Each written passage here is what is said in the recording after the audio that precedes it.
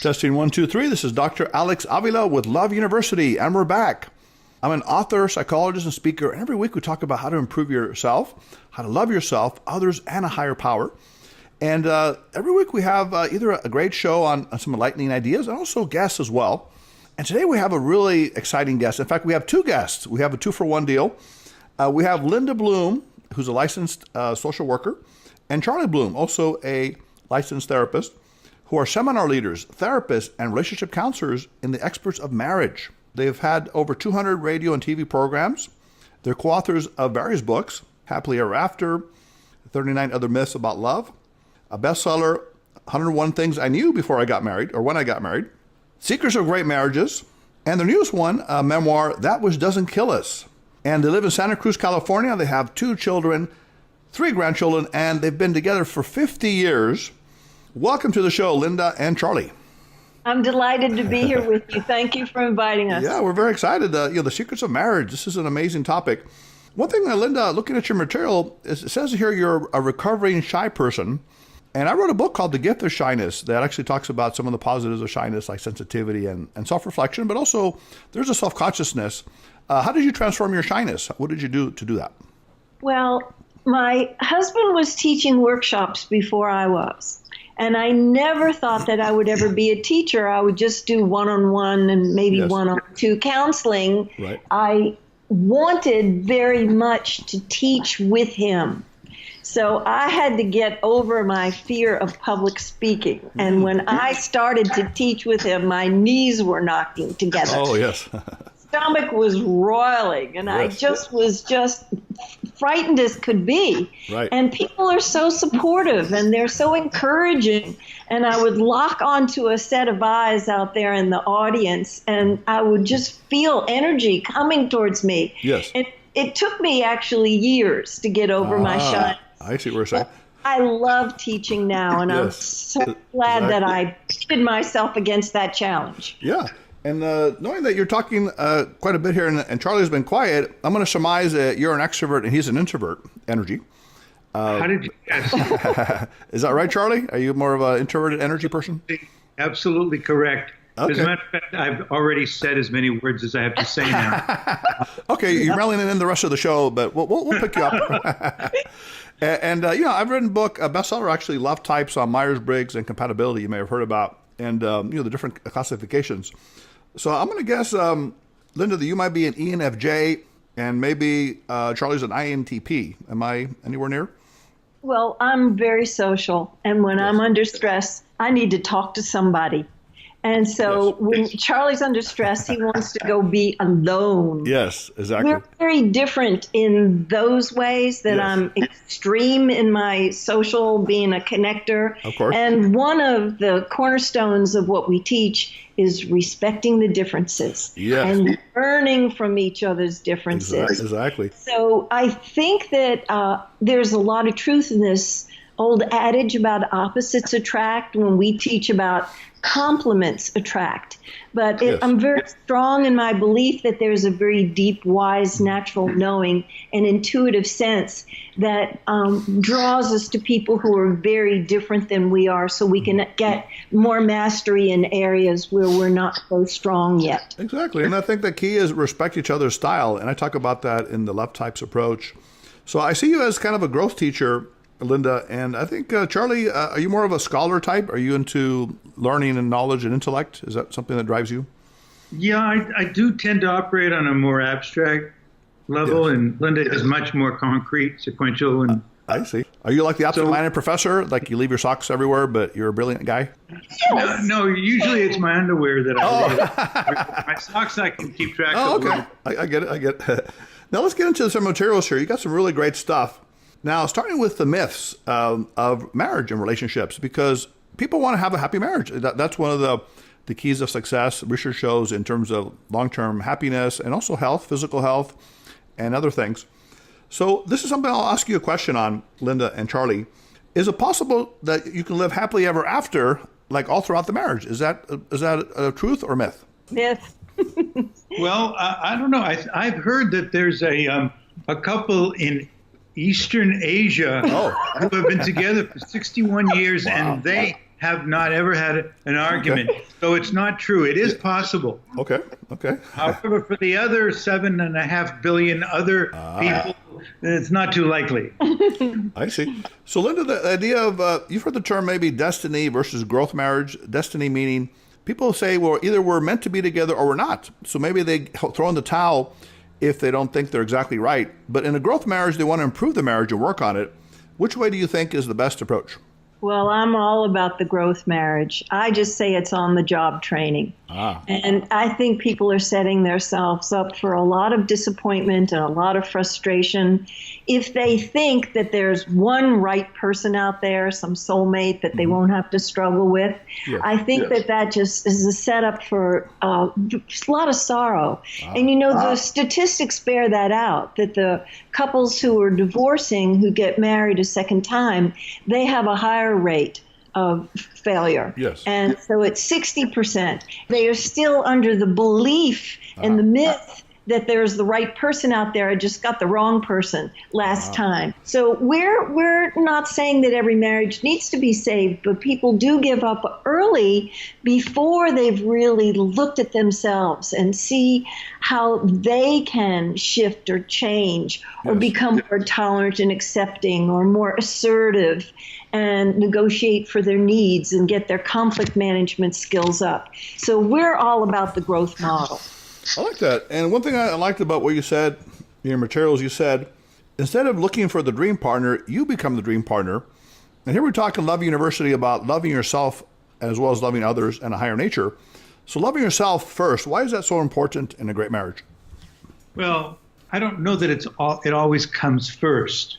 Although it is important, if you cannot bring self-love into the relationship, what will inevitably happen is you're going to end up holding this other person responsible for filling your love tank.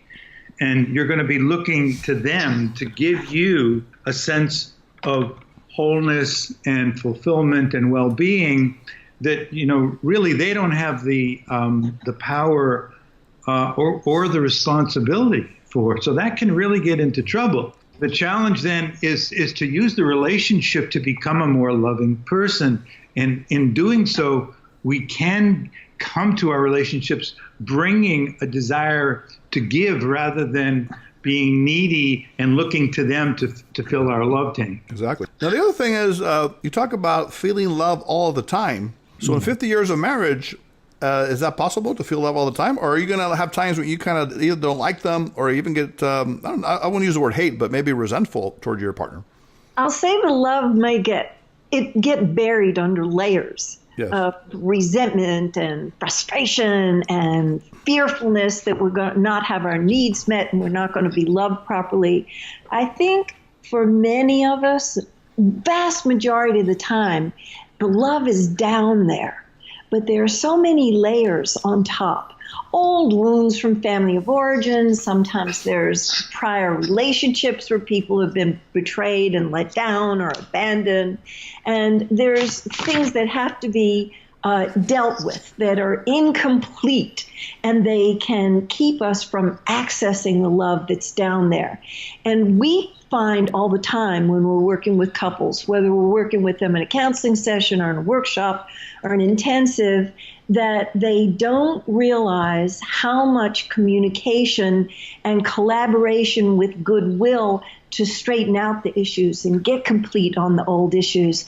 It really takes quite a lot of committed effort over a period of years. Yeah. And then you can access the love much more easily. Even when you're having a frustrating moment, it's just a thought away. That makes a lot of sense. So working hard in the marriage, so it is work. Just like you go to a 9-to-5 job, but a lot of people put 8 hours a day in their work, but they don't put even an hour a day in their marriage. So, and they think they should get results automatically. So I think you're saying that that's not the case. Now, one thing that I found really interesting is you said the thing that all differences need to be resolved is a myth, and that actually it's okay to have ongoing differences, and actually it can even strengthen your marriage. But here's a question I have for you, Linda and Charlie. Let's say that you are very different. Let's say you're different religions. You might be different politically, and maybe even in your sex life, you have different desires in terms of frequency and things like that. How do you make that work? It seems like there's a lot of differences. Well, we try to distinguish different preferences and views from, and even different temperaments and personalities from things that are we're much less able to influence. So there's a category of differences that we call deal breakers. Uh-huh. And a deal breaker is not something that, it's not like there are certain things that will break your relationship up. But individuals have certain deal breakers. Like there are some people who very comfortably, they would find it easy to live with somebody who had different political beliefs than they do. Some people find it very comfortable to live with people who have different religions. And then, there are other people who are not so comfortable with that. As a matter of fact, they couldn't imagine living with somebody whose political views are very different from their own. Yeah, it reminds me of certain current people in the news that are different in their politics, but they seem to be married happily, I guess. But what do you think about that? Is that possible, or is it difficult if you're very strong in your views? I think it is possible for some people, and it really depends upon whether they have fundamental values, deeper underlying values that are in alignment with each other. Yes. And if those values on a deep level are really not congruent with each other, that would make it, I wouldn't say impossible, but it would make it difficult to really have an ongoing committed partnership. So say, Linda, you're one religion and Charlie's another, and you have kids. Are you going to say, well, we disagree on religion, but we'll let our kids decide. We'll expose them to both religions. Is that a good approach? I think that a spiritual orientation will be broad enough to encompass the different rituals and the different beliefs and the different customs of the religions. So if the couple has a spiritual orientation, even if they have go to different churches and maybe they have different preferences about the rituals and beliefs, they can offer both of those orientations to their children and respect the differences. I love the whole symbol of all the major religions are wells into the same underground stream of spirituality. Because the truth is the truth, no matter where you enter it from.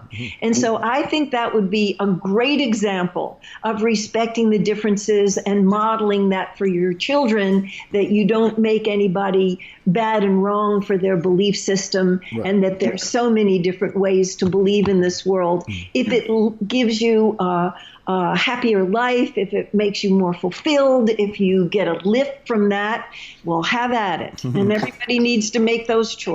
Yeah, I mean, I think you could say love is the underlying fundamental part of many of these spiritual paths, the compassion and love. Now, I'm going to direct this one to you, Linda. This is one that's interesting. If you love me, I don't need to ask. You should know what I want. Now, is that a male or a female, or is that a both concept? I think it's more prevalent with women. And this was one of the romantic myths that got me in a lot of trouble for years. Okay. I was so under the gas of the romantic myths back in my 20s into my 30s. And I thought that because I had to draw Charlie a picture and give him a recipe and stick my neck out there and tell him specifically the ways I wanted to be loved, that I wanted hugs and kisses and for him to look in my eyes and to, lots of physical touch. I'm all about touch. I'm totally touchaholic. And he's not so much that way. And I used to feel sad about it. And I wouldn't go public with my prayer to him. And for the longest time, I would just have this sadness and feel like, gee, it's just too bad that he doesn't love me too much. I know he loves me some, but it's too bad he doesn't love me too much. And it really took me years until I realized that it was my own resistance to getting vulnerable and, bearing myself that way to ask. When I started to be braver, when I started to have some courage and ask for I wanted, he was happy that I gave him some cues so that he could love me the way I wanted to be loved. That makes a lot of sense. And so basically, I think you said the fear of rejection. You were maybe afraid that he would not, respond well. And, your love language, I guess you said, is touch and physical affirmation or emotional affirmation. And then what's yours, Charlie, what's your love language? Well, when Linda asked me how I most wanted to be loved, yes, I didn't have one of the 5 oh, really? conventional ones. And so I gave her the one that meant the most to me, which is let go. Let you go. Said to let go. And what I meant by that was let go of your efforts to make me the person that you need me to be in order to love you, because I don't feel like I can naturally give you love the way I want to when I'm busy dealing with the pressure that I'm feeling from you to give it in the form that you wanted. Wow. Linda, wouldn't you say that changed things? Yes. Wow. And I could accept the many ways that you show love to me that spring forth spontaneously from you and loosen up my white knuckle grip on how I had to show. And non-attachment was really important for me. And I was, looking so hard in one direction that I was missing all the beautiful ways, things that you were saying, things that you were doing for me, that I was distracted by being too attached to having it come in a certain form. Right. I like that. So that's like saying a gift is letting go of expectations is an actual internal gift as opposed to an external gift. Yes. It's a gift to the person who is receiving that letting go, and it's a gift to the person who themselves are letting go. Right. But it seems like it could be very hard because people do have a lot of conditional love, as opposed to unconditional, which is agape. So, if you behave a certain way, I'll treat you nice. That's very common among most couples. So how does a man or woman let go of the expectation toward their partner that they want them to be a certain way? Well, that's where it comes back to what you were saying earlier about self-love. When you have that feeling within yourself that you're okay, that you can respect and honor and love yourself, and even though all the ways that you are may not fit everybody else's expectations, but you can feel a sense of self-acceptance and self-worth as the way you are. Yes. Then your tendency to require the other person to fulfill those expectations is not going to be so strong. It's going to be a preference rather than a need. Yes. Right. Now, Charlie, you're talking a lot more. What happened? Did you get a little coffee or something, or a little energy here? I just need to up a little bit. Okay. It's like introvert people. I'm an introvert myself, actually, but I get a burst of energy, and then I get tired and need to recharge my batteries and go to the hot tub and relax. So the introvert. that one. I'm with you. You understand what I'm saying? Now, yeah. The other thing is, this was an interesting one. It says, love means never having to say you're sorry. And, people don't like to say they're sorry, but you're telling me that we should say we're sorry a lot of the time? Well, it's a myth if you think that that's loving behavior. Because if you cause harm to somebody, you had better become a champion of repair and clean up and be willing to eat some humble pie and to not only say you're sorry, but to add to that. And what I have learned about this going forward so that I don't harm you again, which I think is even more important than the I'm sorry. Sometimes people say I'm sorry, and then they go and they hurt you again in that same way. Oh, wow. And if they really take a look and feel into it with that empathy, and they see how they've wounded you, and they see that, they had tone in their voice, or they were sarcastic, or they were judgmental, or whatever it was that caused the harm. Maybe it was a broken agreement, but whatever it was, I think it needs to be specific, not just a toss away, oh, I'm sorry. That makes a lot of sense. Yeah, it's got to come from the heart, as you say, or authentically. Now, this is an interesting idea, and this actually goes into one of your other very successful books, That Which Doesn't Kill You, and the famous phrase, that which doesn't kill you makes you stronger. But there's some research to show that actually people can become weaker with trauma. I work in forensic psychology with trauma victims, and there's something called the eggshell skull person, that each trauma actually sensitizes the brain to get weaker when they have a new trauma. And some people are the steel skull brain. They actually get stronger. They get more resilient. And they did a study with people at 9/11, and they said people that looked at a fearful face and that were close to the World Trade Center, like a mile away, had a lot more activity in their amygdala, which deals with the fear mechanism, those that didn't. So it does seem to do that. But then other people have what we call post-traumatic growth, which actually they get stronger. So how do you see that in marriages? Because I know you did a research with a lot of married couples. Some of them have been through infidelity and financial issues, health problems, even homelessness, I think. Who becomes stronger, and how do they become stronger through all these crises? Yeah, I don't think that it's a function of the nature of the crisis that you go through, but it has to do with the way in which people respond to it. And I agree with you that there are certain people who are maybe just wired in a way that their physiology makes it much more difficult for them to recover from trauma. Right. And that which doesn't kill me doesn't necessarily make me stronger. It may be possible for me to cultivate greater strength from it. Yes. But there's no guarantee. I mean, like you say, there are people who get broken by trauma that is really, debilitating and have very great difficulty recovering from it.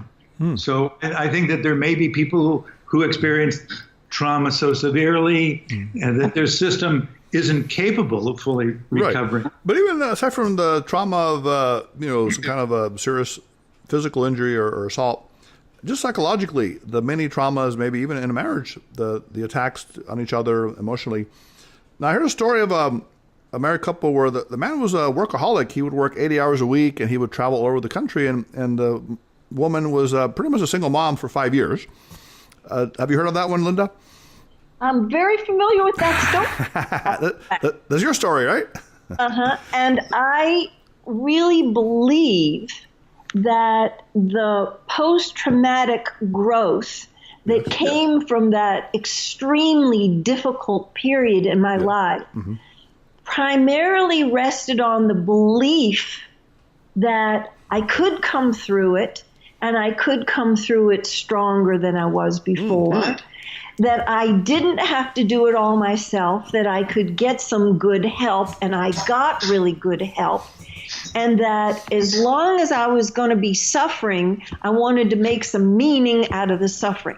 And if there's anything that I hate, it's meaningless suffering. If we're going to have to suffer through something, whatever it is, whether it's, financial problem or professional problem or marital or health or one with our kids, no matter what it is, that trauma, that suffering, that difficulty, that frustration, that ordeal will bring us down to our knees and force us to have to look at our belief system, force us to have to look at how we've been living our life and what's working for us and what's not, and force us to make some changes such that we can end up being wiser, more empathic, more compassionate, more loving, more patient, more kind, more forgiving, and more courageous. And the possibility is embedded in the crisis, but it begins with believing that it's possible and then utilizing it. And if you're stymied and don't know how to utilize it, get with some professional coach or some friend or some wise person in your friendship network or family who does know the territory, who can help to coach us how to use the material that will flush up during the ordeal. But what I'm really thinking, Linda, is why did you hang in there, not divorce? Because, say up to 50% of marriages end in divorce. Was there something about you personally, like, are you a religious person? Are you optimistic?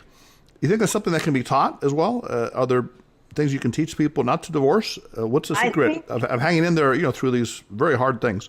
I think it can be taught. And I think that as a therapist, it is not our place to tell a client when to hang in or not hang in. But if they want to hang in, there are ways to do that, to find ways to be fulfilled in your life, in friendships, in spiritual practice, enjoying your children, enjoying creative expression that will fill in some of the gaps while your partner is preoccupied with their career building or whatever it is that they're preoccupied with. Also becoming patient, tolerant, and using your commitment muscles that you can hang in there even in the tough times, and reaching down deep to find the love under the layers of disappointment and resentment. And I did have that kind of a good work ethic to do that because we had 12 years together that were really most of the time quite beautiful before he became a workaholic and he was working the 80-hour week. So I had that to draw on. I just thought he's lost and dazed and confused. He's going to come back if I could just hang in there long enough. And even while I was hating his guts, I was still loving him too. That's great. Those are really like spiritual qualities, patience, and those kind of things you're talking about. But let's switch a little bit now. We're talking about myths, but let's talk about secrets of happy marriage. Because I know you've done research also with happily married couples, and you wrote, I think, another book based on that. And I see here one thing that says, give your best energy to the relationship, not necessarily to a career or something like that, which that makes sense. Put the priority on the marriage. But now, what if you have children? I've talked to some people that said, well, I still put my marriage first, even above the children, because if we have a bad marriage, the children will suffer. Where do you lie on that? Should the couple just be in the romantic marriage, or should they be a traditional, more for the kids? Yes. How did you guys do it? Did you guys get all romantic, or did you put the kids first? You know, I think having a policy where one or the other always comes first is not really practical. There are times when it looks like you have to make a choice. Somebody's got to be number one on the priority list. And when that's the case, it may sometimes have to be the kids. In general, it's better when the marriage is a very high priority, and when possible, that the couple is able to be on the same page, particularly when it comes to disciplining the kids. Very often, one parent is much more lenient, the other one is less permissive, and that can be really problematic. And then the kids really end up suffering for that because, you know, as we all know, children need a strong authority, not necessarily somebody who's punitive or dominating, but somebody who is clearly the authoritative person. And when both people can be aligned with that, the children are much better off. That makes a lot of sense. And how are your children doing now? Are they doing okay in life? They're doing pretty well. And we have grandkids. Wow. And Charlie and I are both from the school of thought that if you can build a really sturdy, committed, romantic partnership, that it's a great gift that you give your kids, that they see that it's possible. They see you fight, they see you make up, they see you disappoint each other, they see you repair and put the corrections in. And you know what? Even when you give them a great model of a working partnership, it doesn't ensure or guarantee anything. They've got their own path and they have to find their own way and they have to make their mistakes, but at least it gives them a fighting chance to have a good partner. That makes sense, yeah. And the other thing you said is you see a relationship as a living entity. You see it as a little child. You have to change the diapers and feed it and nurture it. Is that how you see a marriage? Well, not the diaper part so much. But well, you have to clean it up a little bit, you said, I think. Yeah, there is definitely times that you got to do some cleanup. Yeah, we do. And there, like we say in one of the books, there's three entities. There's you, there's me, and then there's our relationship when all three of us need attention and care and nurturance. And when all three sets of needs are fulfilled, and if we have kids, of course, that when their needs are fulfilled, then the outcome and the process itself is going to be very, very different than when one part of the triangle is being neglected. Yes. And so I think people don't often just don't realize what you're really taking on when you commit yourself to a marriage or when you commit yourself to being a parent and you have children. The difference between living as a single individual and then taking on a commitment to the well-being of another person or other people is just way beyond what most people think it's going to be. And I think we know a lot of people who said, boy, it's a good thing that I didn't know what I was in for. Exactly. It's too late now, but I'm happy no matter what. I would have done it. Exactly. Now, one thing you guys talk about, and I actually also talk about it, is the idea that marriage is not necessarily 50-50, because there may be times when it's 90-10, like you're tired, the other person picks you up, or vice versa, they pick you up, or 80-20. How do you guys see that part of it in terms of the changeable variability of marriage? You know, how much people put into it? You go through many phases. And hopefully, if you've been the one that's been carrying the commitment for two people and you've been carrying 90% of it and they've only carried 10, that will shift. So over the long haul, it becomes more equal. It becomes more egalitarian. It will just exhaust and burn out the person who's feeding the relationship, who's taking care of the relationship, who's bringing up the subjects that need to be ironed out. And that gets really old. Yeah, the codependent style, you say. And really, the best relationships, and we did that anecdotal study with the 50 happiest couples that we could find, they all said the same thing. They take good care of their relationship. They check in with each other regularly. They have zero tolerance for letting things lay around untended to. You know, they clean up the relationship. They do go on date night. They go on romantic getaways. Yes. Some of them honeymoon every year. I think that's a splendid idea.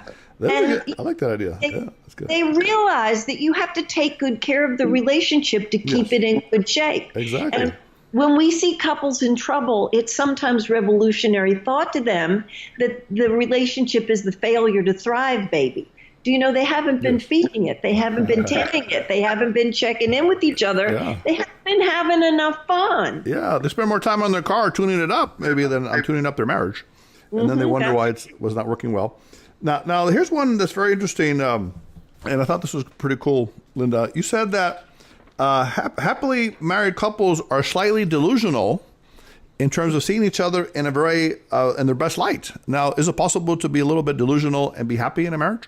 Yes, I think that's okay. And, you know, there's a piece of research that they interview people who know the husband, and they give him ratings about this and that and the other thing. And then they ask the wife, and she gives them much higher ratings. Oh, wow. And sometimes it goes the other way. They interview the friends of the wife, and then they ask the husband. And they say, oh, she's so kind, and oh, she's so patient, and oh, she's so nurturant, and she's a terrific cook and a terrific housekeeper and all these things. And you know what? It makes them feel real good to live in that kind of gratitude for hitting the jackpot and getting a terrific spouse. Yeah, because I'm thinking of the newlywed game when they actually do the opposite. They don't know each other that well, and they say, you know, all these different things. Why do you think they could do it in this kind of marriage where they are a little bit maybe unrealistic? You say they only look at the best parts. Yeah, I think accountability is where we choose to focus our attention. And you can focus on the person's flaws and their deficiencies and their weaknesses, or you can make a conscious choice to look at their beauty and emphasize that and put the accent on that. That makes a lot of sense, yeah. And I agree with you. I think more positives to less negatives works a lot better. Now, the other idea is what we call the childhood trigger points. For example, let's say you had a mom or dad who was very cold to you, and maybe you felt abandoned, and then as an adult married person, your spouse doesn't text you back immediately, and you think, oh, he doesn't love me anymore, and that kind of thing. So how do you deal with these sensitive trigger points from childhood that people may have in their marriage that, you know, they're really hurt deeper because of their past? Well, if you're able to recognize what it is that really did activate you and what triggered you, and you can talk about that, and you can connect the dots to previous experiences that you had in your life, and you can acknowledge that, then what will get diffused is the anger towards the other person, and the other person will begin to understand, oh, okay, now I see why you got so upset, and I'm not taking it so personally, because I see that it wasn't, you know, it wasn't just because of me, but there was this whole backlog of stuff that was there that, you know, I just dropped a match in the kindling and the whole thing got inflamed. Yes. So being able to recognize what our trigger points are, where they may have come from, how to communicate that in a way that doesn't blame and hold the other person responsible for, but is honest about the feelings of being hurt or disturbed or fearful or angry even. But if we can recognize that most of the time when we have this unfinished business within ourselves and we get triggered, the immediate natural response is to Kill the messenger. Get angry Yes. at the person that I think Exactly. made me feel this way. Right. It sounds like they might need some individual therapy work if they want to do that. Well, it can be really helpful each of the because couples. that can help you to recognize what the source and the origin is Yes. of some of the reactive feelings. Exactly. One thing that I found very beautiful in your materials is the idea of empathy and really having a deep understanding of another, which I think is really love, is when you really embrace and understand someone deeply at a deep level, as opposed to some people say they want to be right instead of being happy. They want, their ego gets in the way.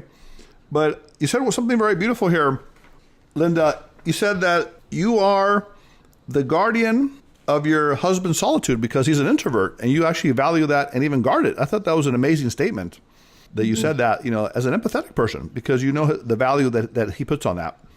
But that's pretty rare. Do you think couples have that immense empathy for each other? Yes, I do. I think the happiest couples have very deep empathy. And for a long time, I took it so personally that Charlie wanted to have a lot of time alone. Yes. And I felt personally rejected by that. Yes. He doesn't love me very much. He maybe finds me boring. Maybe he finds me too needy. I was making up all kinds of stories about it. Yes. And when I really felt into him, and his experience is so different from mine, and I had empathy for how sensitive he is, and he gets overstimulated, and he needs to be by himself and have these meditative pauses. Yes. And when I felt that aching in him to be alone is like my aching to be connected to people. That's beautiful. And he's a freedom fighter, and I'm a big time connector. Right. And when I could feel how his longing just to have quiet and peace and alone and not to be interfered with or interrupted, that's when I could say, it's not about me. It's about him and his style of being in the world, which is so different from mine. But I love him and I want him to be happy. And I took a holy vow on our wedding anniversary, years after our actual wedding, when I said, I understand you more deeply now and what you need to thrive. And I am going to remind you to go away on retreat frequently. Wow. You can go every month if you want to.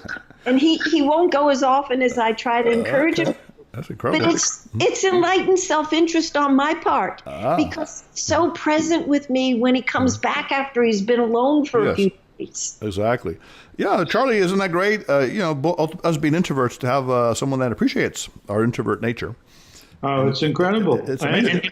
the irony, the paradox is that the more Linda supported me in taking care of myself in that way, the more I wanted to give back to her. Yes. And she gave me permission to take the time I needed.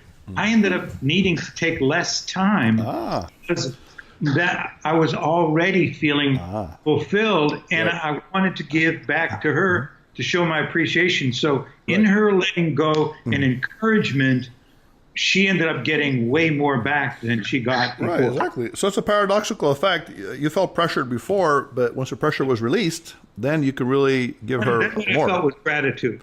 And now and more love. I get morning cuddling meditation every morning. Wow. Are we going to get more grandkids or something, or what's going on here? No. No more. That's awesome. So that's really beautiful that way you said that. And the other thing is a reversal is what I like to see sometimes. I see another reversal here is that instead of focusing on what's wrong with your partner, focus on what you can do to bring out the best in them. And you say you have a special question. You say, how may I best love you? How does that work with couples?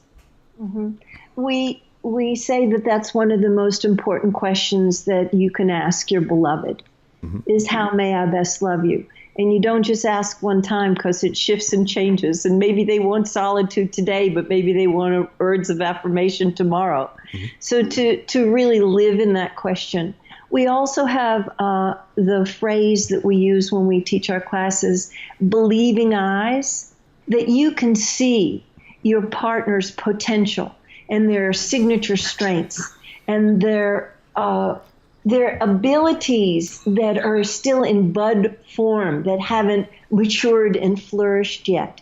And this is a profound way to love your partner in a very proactive way, is to hold up the mirror to them and to believe in them and say, I know that this is a talent of yours. This is a gift for you to give the world. It's your unique gift to give the community. And I believe in you. And how is there a way in which I can support you to be more fully who you can be? That's amazing. But, Linda, I think you and I are kind of meaning seeker optimists, maybe even spiritual, and we see the potential in people. But I also work, unfortunately, with people who have very, I would say, unhealthy relationships.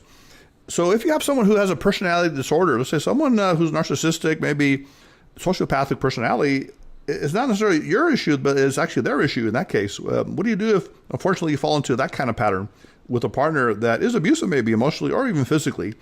Where do you draw the line in these things?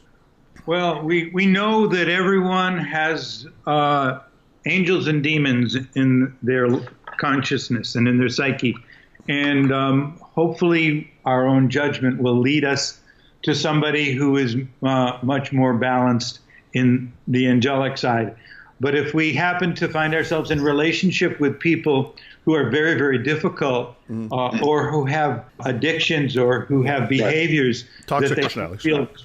That they don't feel that they can really manage or control, well, it becomes a deal breaker if they're not willing to get help for it. I see. In other words, somebody can, we all have weaknesses, and sometimes those weaknesses can really disable us. Right. But if we're willing to get help and really participate actively in the healing process, then that can be workable. But it's the situations where there's no motivation, no willingness to seek assistance and to seek help, where a situation becomes a deal breaker. Yeah, especially with personality disorders, they often don't recognize they have a problem. They think you have a problem. And they make your life miserable. The borderlines. Have you seen those before? Well, yeah, and we are very aware that when somebody is in relationship with someone like that, it is very irresponsible to continue to support that, to enable them to be abusive or to be destructive or self-destructive. Yes. And sometimes the most loving thing you can do is to end the relationship. Yeah, so it could be a tough love kind of scenario, right? You're, in a sense, loving them by leaving them so they can get help. Sometimes that's what it takes for their survival and for your survival. Exactly. Now, you do mention something about a self-sustaining system. What do you mean by that? Well, when a partnership is on a roll, it's because both people have participated fully in putting a system in place that addresses both people's needs, both people's styles, uses their signature strengths. And it will take years, really, to put that system in place until it rolls and rolls along in a pretty smooth, functional way. And every couple needs to design and specifically tailor the way in which they're going to be with each other.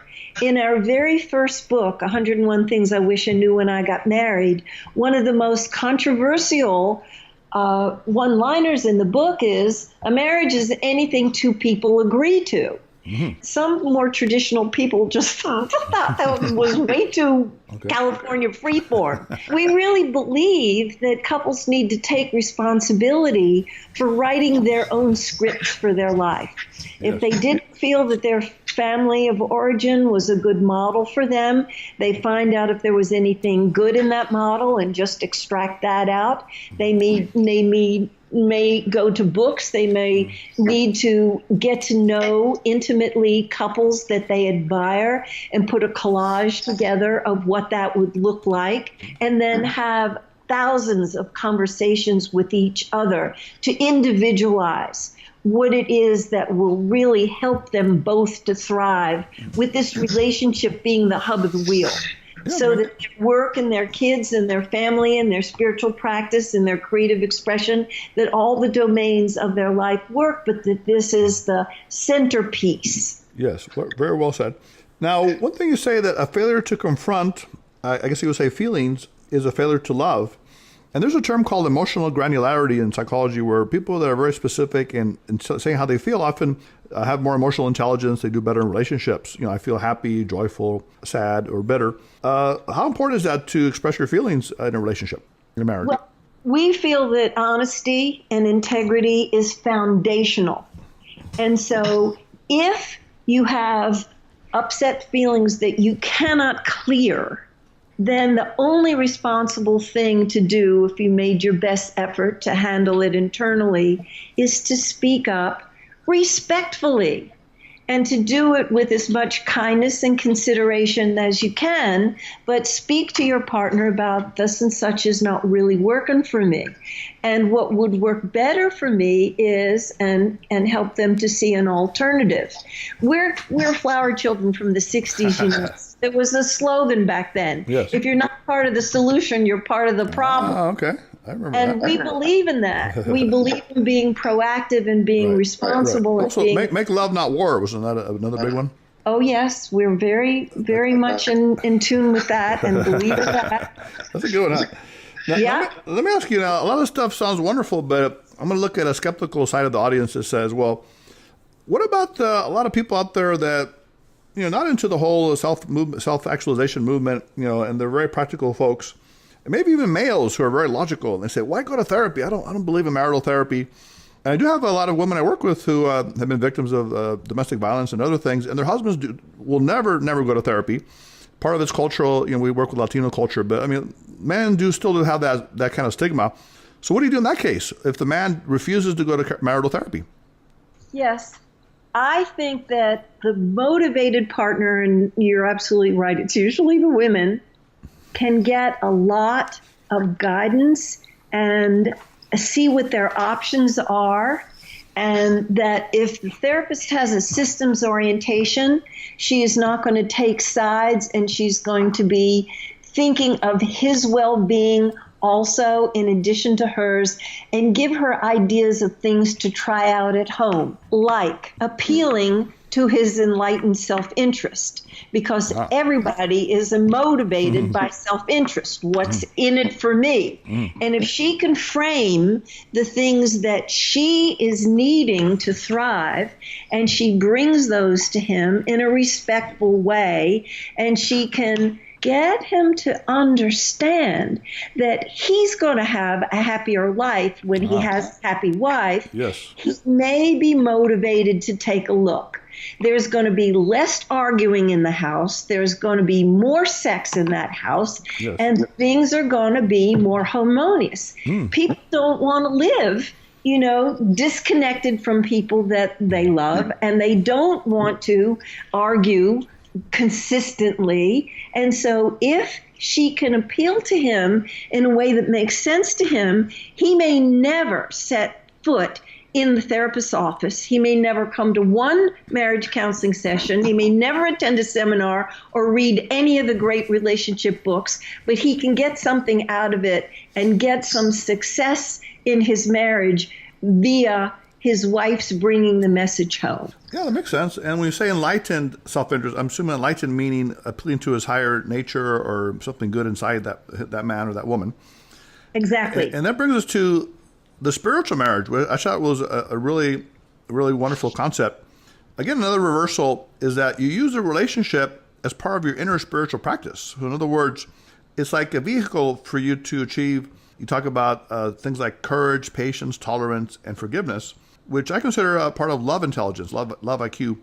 is these, inner traits are very, very powerful, but they're internal. So that's a whole different way of looking at relationships, because most of the time people think of relationships or marriage as, companionship, sex, or family, or children, or security, but not spiritual growth. How did you guys evolve into that idea?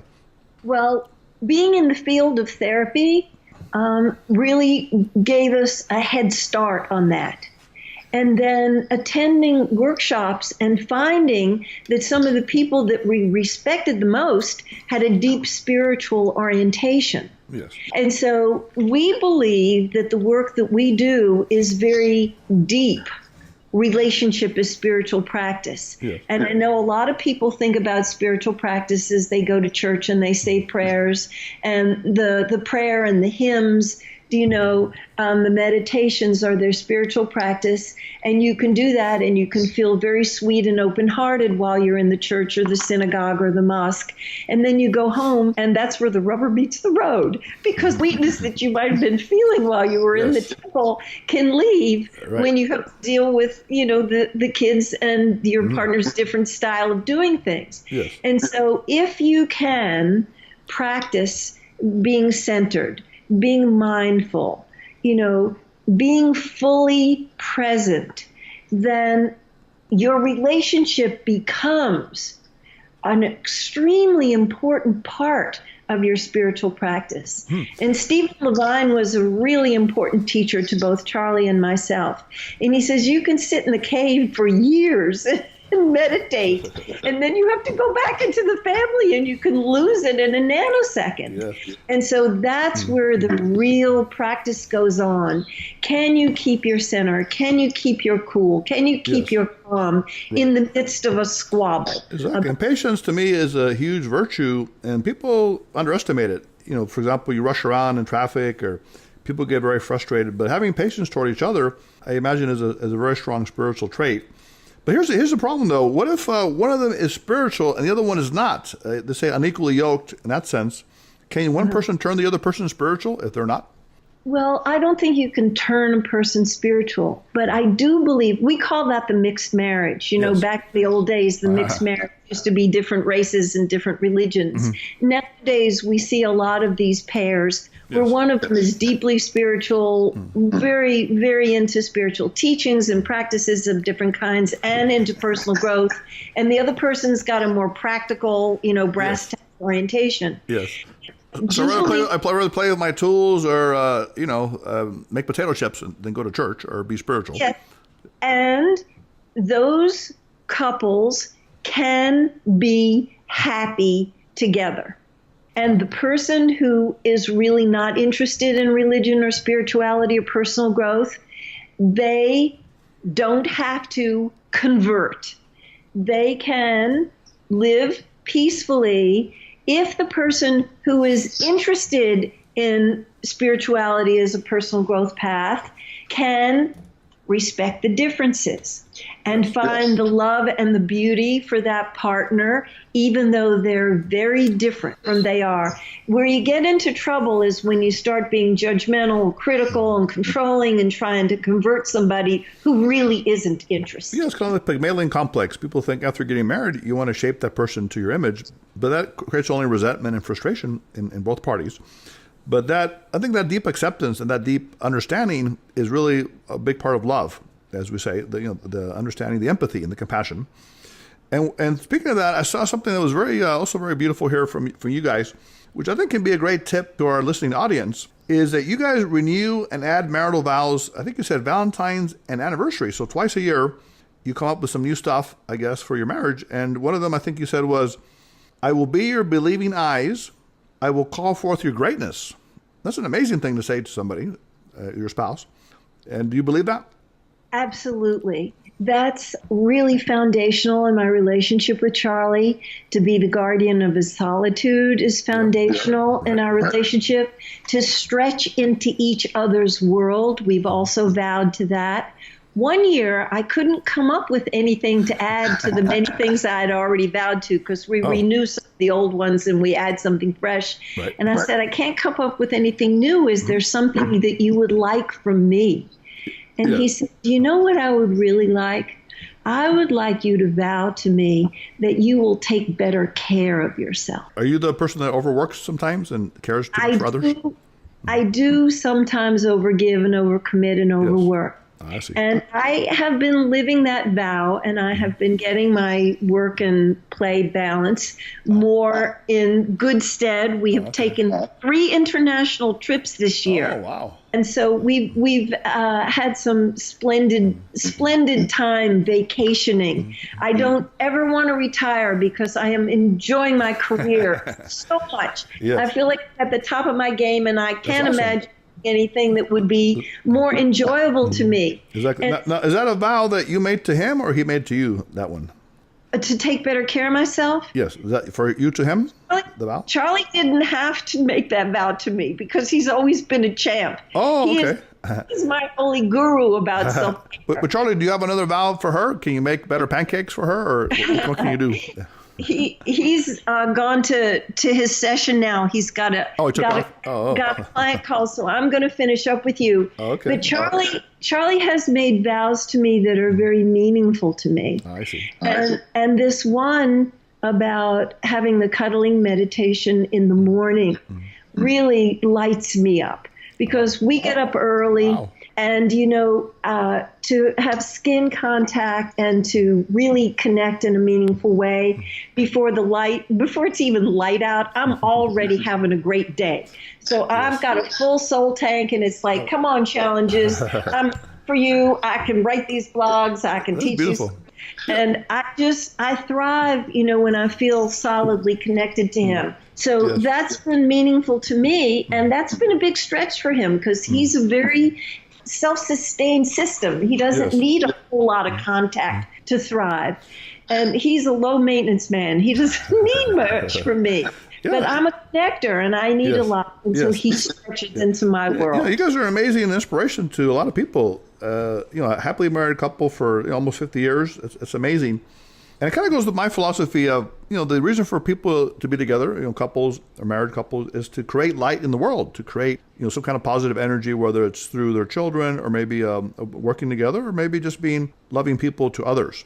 And I think you guys are really the personification of that. It's a joy to have you here. The one final thing I want to ask you now, we do have actually single people listen to us quite a bit. I do a lot of workshops in that area. And I have actually my producer here, Reggie, who's a young man, mid-20s, actually never really had a relationship. He's very shy. So I wonder if you can give him a little bit of advice for the single folks on finding the right person. So Reggie, say hello to Linda. She's here for you. Hi, Linda. Hi, Reggie. Now, Linda, should Reggie choose a woman that has good looks or good heart or smarts? Let's say he can only choose one. Which would you tell him to choose? I would say heart. Really? Reggie, what do you think about that? Heart. I could see that. I think that's important. Okay, but you still want a good-looking woman or no? Yeah, for sure, but preferably both. But I think heart's important. Okay, so he wants both. What do we do, Linda? I would say the best possible way to go about finding a suitable partner is, you're in your 20s, Reggie? Yeah, that's right.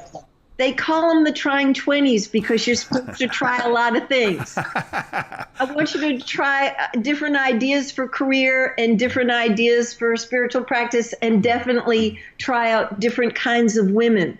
Because the more you get to know about how you are with different kinds of women, by the end of your 20s, you will be in a position to make a choice that is likely to last a lifetime, because you'll have grown yourself and learned about who you are in relationship to other, in relationship to romance. And you will also know, this kind of woman wouldn't work for me. She may be beautiful, but she's not enough in her heart. Or this kind of person is really such a heart person, but I need to have more intellectual stimulation and challenge and going back and forth. And so it's different for everybody. And to get in the game, be willing to make some mistakes. It's all fall down, get up, fall down, get up, begin again, and there really are no real mistakes. It's just all learning.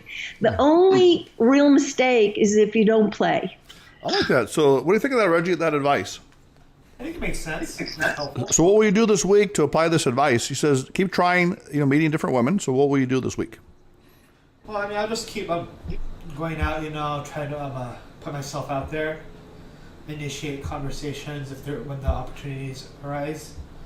Yeah, just like little things, work toward that. Okay. You think that's going to work, Linda? Yes, I think it works when people get real early on. You don't have to tell any, dark, shadowy things on the first date or the first. But there are a lot of people in my field who really think you're supposed to keep the image up for the first several months. And I'm not a believer in that. Okay. I believe early on, get real, get authentic, put your worst foot forward. Okay. Don't have an image up. Get off on a good footing by being authentic. Right. So Reggie is a sweet, sensitive, kind of like technology, artistic kind of guy.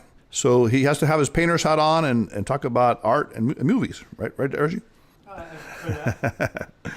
All right, Linda. Well, thanks. I really appreciate having you on board today. This has been actually one of our most comprehensive and in-depth sessions we've had. And where can people learn more about you? Do you have a website? Do you guys offer any services or products? Yes, we have a website and it's Bloomwork, BLOOMWORK.com. Yes. It's not Bloomworks. That's plural. It's Bloomworks singular. Okay. And we also are known by Breakthroughs for Couples. So if they can remember Linda Bloom, Charlie Bloom, Bloomwork, or Breakthroughs for Couples, it will all take them to our site. And for your listening audience, we got all kind of free stuff on our site. Really? Oh. So you can get 3 free ebooks. Oh, wow. And we do Facebook Live every single Thursday, from 12:30 to 1 o'clock. Wow. And so we give away free practical wisdom about relationship.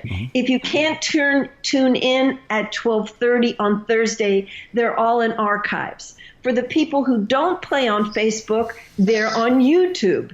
And we've got 400 plus blogs out there on the blog sphere. Wow. So there's all kinds of free stuff. And if people want to buy our books, you can see all of our books on our website, 101 Things I Wish I Knew When I Got Married, and The Secrets of Great Marriages, and the Myths book, and the most recent one is the memoir, That Which Doesn't Kill Us. And you will see our schedule that we're going to teach on the East Coast in Massachusetts at Kripalu in January. And in April, we're going to be at the brand new Personal Growth Center in Scotts Valley at 1440 Multiversity. And we'll be teaching Secrets of Great Relationship in both places, Kripalu and 1440. That's perfect. If you ever get down to the LA area or Southern California, I'd love to maybe meet with you, or maybe we can do something together, a seminar or workshop. That'd be great. Because we have similar interest in positive psychology, and basically, I think you said at one time is that love is the fundamental part of this. Love is the ultimate energy that we all want to create, and marriage is one vehicle, and there are other vehicles through career as well, but that's one of the most intimate and powerful ones. So again, this has been Love University, Dr. Avila. If you want to reach us and ask any questions about today's show, you can reach us at lovetype4u@aol.com. That's LOVETYPE, the number 4, letter U at AOL. Also go to loveuniversity.love. Like us on Facebook, Twitter, Instagram. And again, thank you very much, Linda, and your wonderful husband, Charlie, for this great session today. And students, put away your laptops, your iBooks, your iPhones. Love University is now dismissed.